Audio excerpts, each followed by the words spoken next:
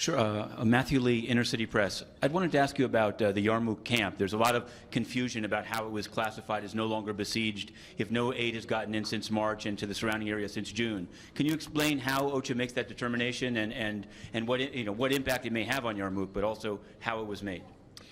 That's a helpful question. Thank you very much, because the question of the classification is quite strictly applied, so that if a central population or a city or village is besieged, then it is because no aid can get in.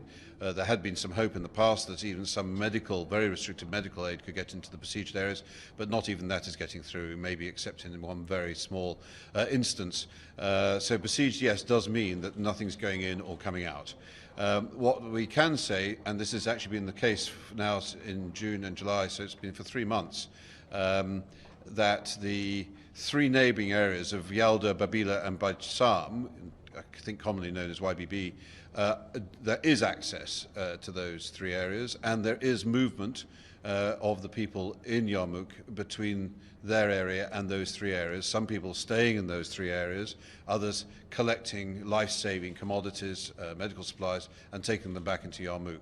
So by definition, that means they are no longer besieged as such. Unquestionably, they are extraordinarily hard to reach, and that does not mean in practical terms there's any diminution or deprioritization of our concern or their needs. It's purely a question of definition of what is a siege. So when we say lift the siege in relation to the 420 in besieged areas, that is because that's what needs to happen to have any access to those.